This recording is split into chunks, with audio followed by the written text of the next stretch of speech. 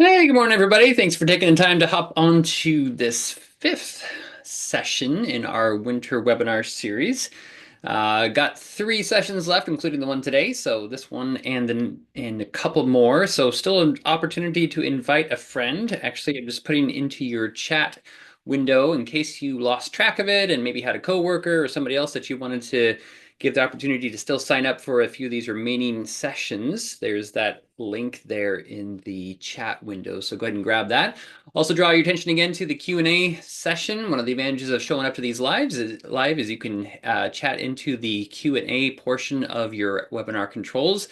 Get some responses from our support team member, Harry, who's here to help today. And so, yeah, so take advantage of that for sure. And whether it's related to the topic at hand today or if it's just something else different that you're hoping to get some answers from, feel free to leverage that. So, with that being said, we're going to jump into our topic for today, which is actually going to be the area of presets. And maybe for some of you who are highly experienced and have seen presets before, maybe hang on. There might be a couple of things that maybe you hadn't quite seen before, some ideas of ways to leverage them that you weren't familiar with. But so just going to make a really fast run through some different areas of presets. But first of all, just to start out with, what is a preset? So a preset is the idea that you can set any of these tools up here to already be set up ahead of time, hence the word preset, to have certain properties and things about them. Now, the way that you would get to a preset or know that you have some is you can see some of these tools, they have these little triangular little icons in the lower right-hand corner. Anytime you see that, you should be advised that there are some other options. Now, this is actually true even beyond presets. So like over here in the framing layout tool, capture framing layout, if you right click on that, you'll see that there are some custom shape options. So instead of just a box, you can actually cut out a shape for your framing layout that you might be able to trace around specific areas that you want to capture. Maybe you didn't know about that. You get that for free. But when it comes to presets, you're going to be looking at these tools. And so you can see here like this little count icon. If I right click instead of left click, so that's how you're going to get to any of those other options is right click on the tool. You'll see that I have these options here that are going to take me into, instead of just drawing just a generic boring old count, instead it will come with these preset options. So how do you create a preset? So let's just start with a simple segment tool. I'm just going to go with the classic one that we probably all, or well, a lot of us anyways, probably run into on a regular basis would be headers. A typical header that you might be calling in your software. So if I right click, I can set a lot of properties about this member. So I'm going to say, first of all, that this application is a header. So I'll make that setting. I'll say I don't want this to be pitch, so I'll set no implied pitch. That way, in case I draw a pitched area over it, it just never will happen. It'll always stay flat. I'll pick a product. Maybe my typical in my area is, say, a 2x8 SYP number 2. Plies is going to be 2 for me typically. And let's see, anything else? Oh, and I'm going to add an extension onto it. So I want to have a 3-inch extension on each side. So, I've done a lot of settings there. And if I had to do that every single job as I was starting off to my headers, obviously a lot of time that is spent in that process. Whereas it would be nice if I could just leap off and just start drawing everything just the way I have it set right here. So to do that, I'm going to right click, come down here to save as preset, and I'm going to call this my 2x8 typical header is maybe what I'll just call it. 2 plies. And what you write here really is only for your own benefit. This won't show up on any report anywhere, or it's not going to pre-name something else. It's just so you know what it is. So I click OK, and I'm actually just going to delete this. So I'm totally just starting from scratch. I'm going to come up here to my segment tool. Since that is the tool I made this from, I'll right click here, and in the list, I should see, oh, look, there's a 2x8 typical header 2 plies. And if I draw with it, it's going to have all of those settings already ready for me. So any of those properties that you set there, you can make. Now, that's also pretty much when it comes to setting up these presets, pretty much anything that you set in here, or nearly everything anyways, for a particular tool is going to be carried into that preset. So if you set the pitch, it applies, the application, the product, the condition of something, all those things could be things that you would carry over into your preset. The one thing that actually will carry over in addition would be if you do a rename, and we'll see that here in a moment. But if you do a rename of an application over here, that actually will also carry into the preset. It is worth noting for some of you whose maybe mind is wandering down that road. A common question that we do get asked is, will it carry along the child item? So if I came to this header and said I created a child item and I set up like 4 or 5 child items underneath here and then tried to save that as a preset, the first clue with that is that the answer is no, and so kind of the clue with that is that this is done over in the takeoff items list. Whereas when you create a set of preset, you're just setting it for the properties that are here, not what's over here. So so child items are not going to come along. If you're trying to do something like that where you have multiple child items with something, probably the best opportunity for you there is going to be to leverage a kit. So I encourage you to look down that kits road, ask some questions about that. We can show you more about how to leverage that further. So that's the basic concept of how you have a preset, what things it will include and what it will not. But okay, so what are the things that you can create those presets for? So like I said, you can do that for all of your typical tool types up here, your takeoff tools, preset things up that way for those, but they also apply for any of your markup tools. So simple example, highlighter. Maybe you like to highlight things in red. So if you wanted that to be that way, and then we could say just a simple little save as preset. I'm going to call this red. Click OK. And now I have over here in my toolbar, I have an option for red for my highlighter.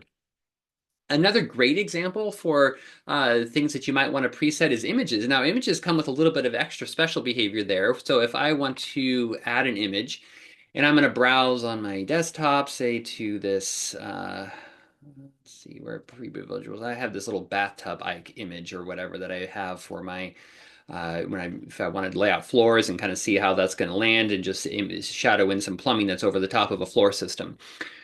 So I could actually have this rather than having to, go and find that image every time. I could right click on this and choose Save as Preset. And I'll just call this my bathtub and click OK. And so now I have that preset up here for my images. If I right click, I have the bathtub and I'm already ready to go ahead and, insert that bathtub into the drawing. So that's another, images kind of have that extra special little flavor of it's pulling that image in and making that available to you all ready to use.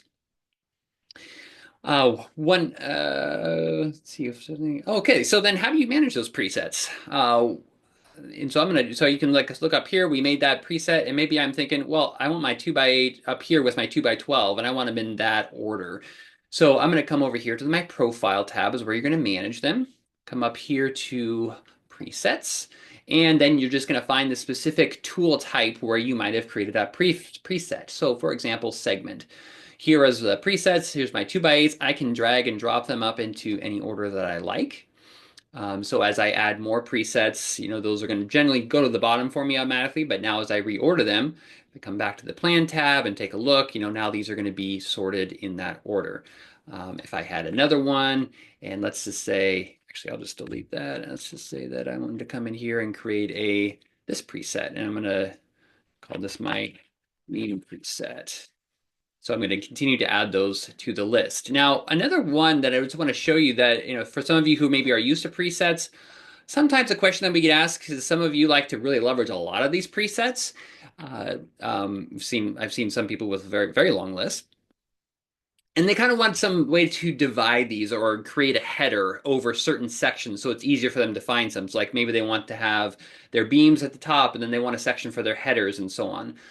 So there isn't a specific way to actually accomplish that, but there actually is a simple, if you want to call it a workaround, you can, but it's a simple way that you can actually accomplish what you might be after there.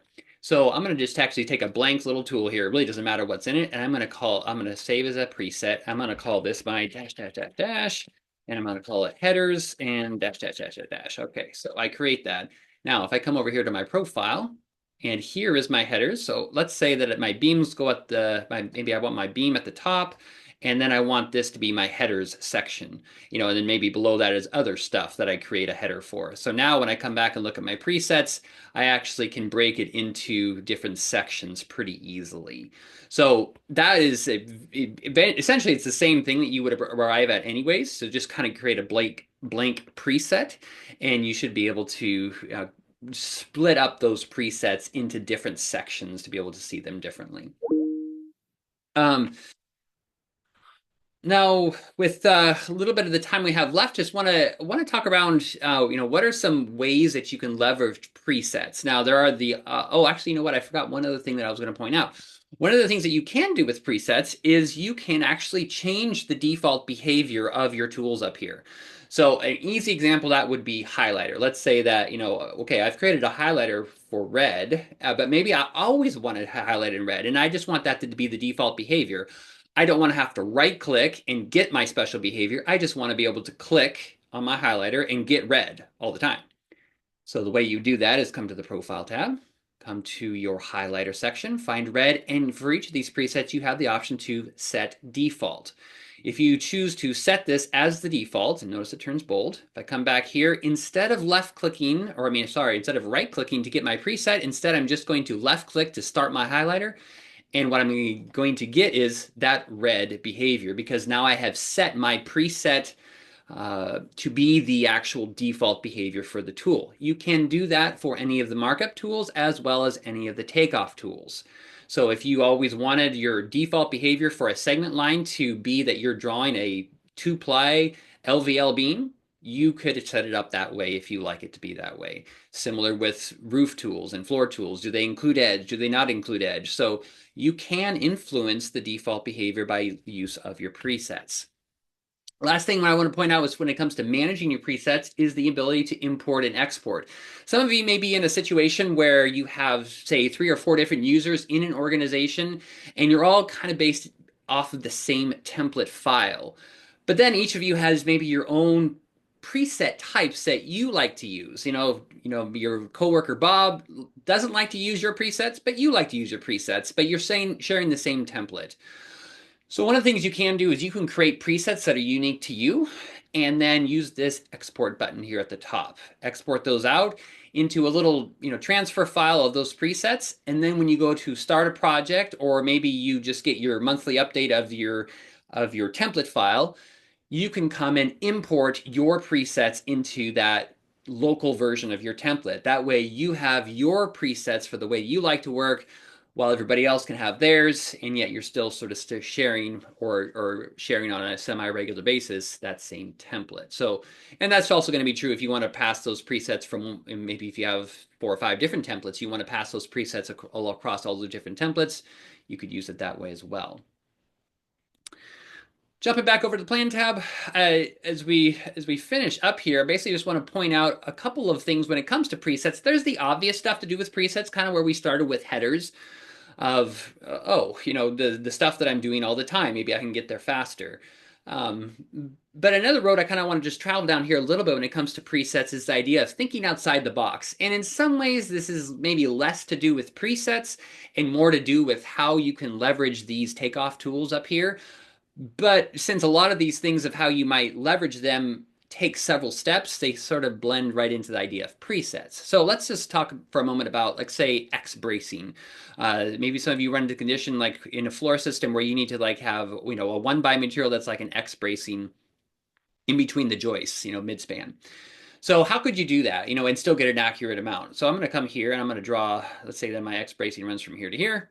Now I'm going to say, well, this linear footage, it's going to go from here to here, so that's fine. And I'll give this application, and I'll find it's going to be off the screen for you, sorry about that. But I'm going to pick the bracing application, like you see there. So that's starting to give me the linear footage of bracing, okay? Now, since it's X bracing, I'm going to need 2 plies. So, okay, fine, I'll make it 2 plies. So now I'm running both directions, right, for both sides of the X. I can come over here. I can actually come to product. Actually, let's change this to 1x4. That's perfect. And maybe in my specific case, I'm going to go back to my products. Maybe I want to call 1x4 Doug Fir, and it's going to be utility. And then instead of bracing, I actually want this to be X bracing. So I'm going to actually rename this application as that. And now finally, so I know I've got my two plies. It's getting close. Maybe I want that to actually interact with the joist. So I'll have blocking with no split. That way I getting that interaction like I would expect it to be. And then finally, maybe I also need to apply a pitch, right? Because right now I'm just measuring along the flat.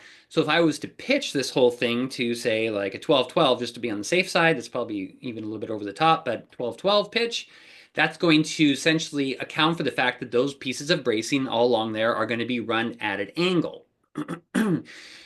So I've set up all of that material right there, that X bracing, and I could come here then at this point and say I want to save as a preset.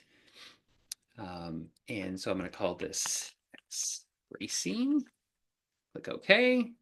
And now that's in my list up here. So if this is something that you run into on a regular basis, then this would be an easy way to get that set up. So, again, kind of a different way to maybe approach a tool that maybe you hadn't thought of it before, but that's one thing.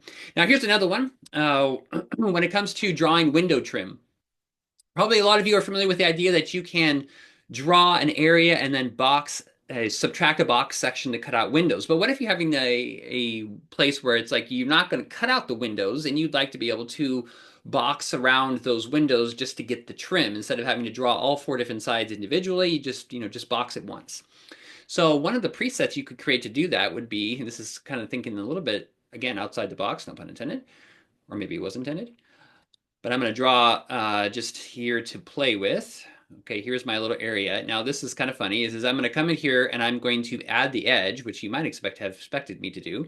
I'm going to add the edge to this, my container, and now I'm actually going to take the area off. So funny thing, I'm using the area tool and I'm going to remove the area. I'm going to use only the edge. I'm going to come to the edge application. I'm going to set it as window and door trim. I'm going to pick an edge product. Maybe I'll just use my let's see here, some 5/4 by 4 clear trim. So now I've got that in here, and I could, if I needed to set anything else, I'm not sure that I do. So I've got this. Now I want to set this as I'm going to say this is my preset. I'm going to call this my window trim, 5/4 clear. Okay. And so now here's the little extra sauce on the top, so to speak, that maybe you didn't know about, is that when you go to start one of these area tools, if when you go to start it, so here's my preset, if I was to start it while holding down the shift key on my keyboard, that will actually put me into drawing rectangle mode. You can see on my little tooltip there that I'm now in rectangle mode instead of just a free form container. So I can click once and then click twice, and I'm going to get my box with my trim on it. So I could go around and just capture all of my window trim, even if it didn't necessarily make sense for me to be cutting it out. So again, another little handy preset you might want to create to be able to easily capture window trim. Two more real quick. I know we're running a little bit long today, but I'm just going to share these two other preset concepts that maybe might be interesting to you. One relates to collar ties. So again, just another way to sort of think outside the box a little bit when it comes to that. I'm going to jump over to a different page. Let's say that, where did it go? Let's go to roof. Okay, so let's say that, this happens to be shown as a truss, but let's just imagine that there's some collar ties running all the way across this roof right here. Now, we could draw those with a container and try to draw them out that way and everything, but maybe a faster way to get there is if I actually just use this linear tool. And I'm going to add some count spacing. So I'm going to add maybe my collar ties every 32 inches on center. And I'm going to change my count use now. Instead of it being a count, it's going to be a LF. And I'm going to set the count length to be maybe my collar tie length is actually 10 feet. Okay, so now I've got 10 footers, and I'm going to pick up application, and I'm going to call that collar tie. Let's see here. So if you're hopefully kind of following along, essentially I've kind of created a post type of thing here, but it's more or less the same as capturing collar ties every 32 inches on center that are 10 feet long. It's not going to display necessarily in the way that you might expect on a page like this, but at the end of the day, you're really capturing the information that you need. And I'm going to pick a product. I'll call this my maybe it's 2x6s is what's common for me. So I'll pick that. And then just to make it easy for me to see the stuff, I'm going to put the angle at 45-degree angles. That way it's easy for me to actually visualize those no matter what direction I'm running them. Okay, and so then of course your labels, if you want labels to show, you can control any labeling tab or not. But now I've done this, now I could actually even come over here. I could potentially use this line as well to capture something else, like maybe if some additional bracing or something that I wanted to include linear footage of bracing, I could do that as well. Right now I'm just going to call this my tie line. And now I can save this as a preset. Okay, so again, here this would be, multiple steps involved here to get here. So it kind of wouldn't make sense to do this all the time if you had to do all those steps. But if you're basically starting from scratch and it's like, oh, I need some collar ties across here, I can come here, grab my collar ties, draw from here to here, and I already have them all set up. If I needed to make a quick adjustment on the length, oh, I need to be 8 foot this time, that would be easy change, and you already basically have them. So again, just this idea of as you use presets, think outside the box, leverage those tools maybe a little bit different ways than you might have expected to get to the output that you're ultimately needing, but doing it in a much faster way. Last one I want to show you is just the concept of notes. If you are in a habit or of using maybe a note on a regular basis, maybe it's a start framing layout here, or maybe it's something like, this for layout is for review only, builder to review and sign off, and maybe we even, create a little sign block down here and a sign block down here, and we can put, builder, and maybe we put a date. So what I want to show you here is you could create something that's pretty heavily formatted. And we could even put this, in put this in extra big text like this, and maybe call this bold, and maybe it's even red, so they really see that, and maybe have an extra space, so we've kind of created this little text box. Click OK, and we're going to, just put it on this page for the moment. Okay, so now we've got this sign off block, right? I can right click on this, and I could even go further and say, hey, I want the border color to be black, thickness is going to be 1.5 inches, background color is going to be green, and I'll even let's see here, anything else I want to do? Good enough. Okay, so I'm going to save this preset, and I'll call this my sign off note. Okay, and so now when I actually go to use it, maybe it's on my upper floor framing, and maybe I want to include it right down here. So now when I come to my note, I can use the sign off note. I can make any changes. Everything's preloaded in there for me. If I'm good, I can just click OK and box around, and I've got all of that right there. Okay, so again, even notes pre-filling with your text that you use on a regular basis. You could just tweak it a little bit at the end. Lots of options that are available to use. So, that brings us more or less to the end of presets. Gonna leave as usual, leave the Q&A section open for a while for you to feel free to ask questions. Thanks for joining us today, and don't remember to join us for the last two that we have still coming up in our series. So thanks, guys. Have a good afternoon.